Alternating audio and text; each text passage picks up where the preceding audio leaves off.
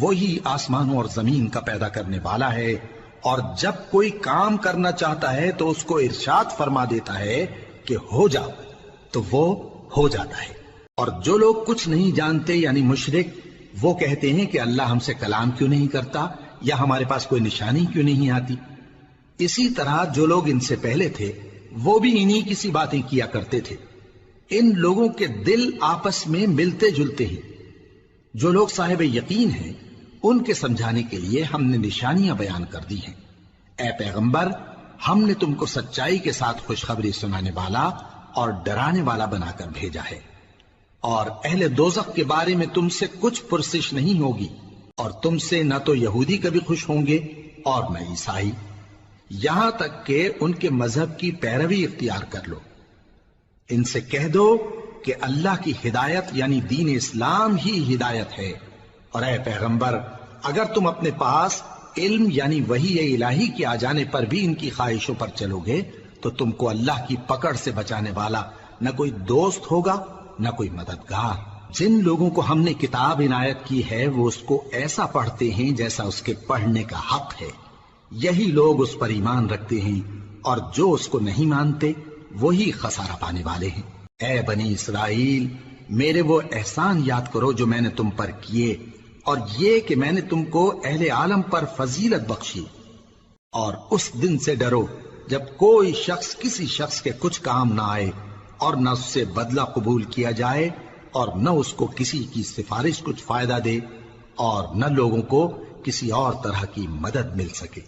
اور جب ابراہیم کی اس کے پروردگار نے چند باتوں میں آزمائش کی تو وہ ان میں پورے اترے۔ فرمایا کہ میں تم کو لوگوں کا پیشوا بناؤں گا۔ انہوں نے کہا کہ پروردگار، میری اولاد میں سے بھی پیشوا بنائیو۔ فرمایا کہ میرا قول و قرار ظالموں کے لیے نہیں ہوا کرتا۔ اور جب ہم نے خانہ کعبہ کو لوگوں کے لیے جمع ہونے اور امن پانے کی جگہ مقرر کیا، اور حکم دیا کہ جس مقام پر ابراہیم کھڑے ہوتے تھے اس کو نماز کی جگہ بنا لو، اور ابراہیم اور اسماعیل کو حکم بھیجا کہ طواف کرنے والوں اور اعتکاف کرنے والوں اور رکوع کرنے والوں اور سجدہ کرنے والوں کے لیے میرے گھر کو پاک صاف رکھا کرو۔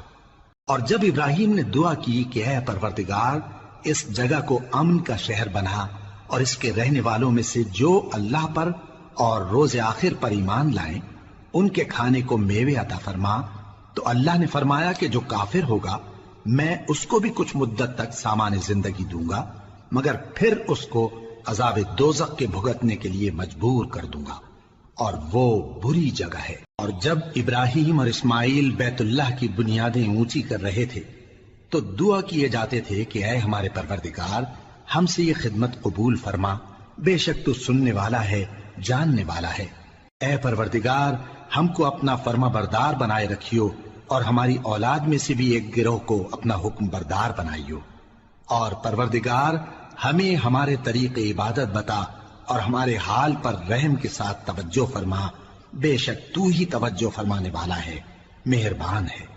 اے پروردگار، ان لوگوں میں انہی میں سے ایک پیغمبر مبعوث کیجو جو ان کو تیری آیتیں پڑھ پڑھ کر سنایا کرے، اور کتاب اور دانائی سکھایا کرے، اور ان کے دلوں کو پاک صاف کیا کرے، بے شک تو غالب ہے، صاحب حکمت ہے۔ اور ابراہیم کے دین سے کون روگردانی کر سکتا ہے بجز اس کے جو نہایت نادان ہو؟ اور ہم نے ان کو دنیا میں بھی منتخب کیا تھا اور آخرت میں بھی وہ نیک لوگوں میں ہوں گے۔ جب ان سے ان کے پروردگار نے فرمایا کہ میرے فرما بردار ہو جاؤ تو انہوں نے عرض کی کہ میں رب العالمین کا فرما بردار ہو گیا۔ اور ابراہیم نے اپنے بیٹوں کو اسی بات کی وصیت کی، اور یعقوب نے بھی اپنے فرزندوں سے یہی کہا کہ اے میرے بیٹو، اللہ نے تمہارے لیے یہی دین پسند فرمایا ہے، تو مرنا تو مسلمان ہی مرنا۔ جس وقت یعقوب وفات پانے لگے تو کیا تم اس وقت موجود تھے؟ جب انہوں نے اپنے بیٹوں سے پوچھا کہ میرے بعد تم کس کی عبادت کرو گے، تو انہوں نے کہا کہ آپ کے معبود اور آپ کے باپ دادا ابراہیم اور اسماعیل اور اسحاق کے معبود کی عبادت کریں گے، جو معبود یکتا ہے، اور ہم اسی کے حکم بردار ہیں۔ یہ جماعت گزر چکی، ان کو ان کے اعمال کا بدلہ ملے گا اور تم کو تمہارے اعمال کا، اور جو عمل وہ کرتے تھے ان کی پرسش تم سے نہیں ہوگی.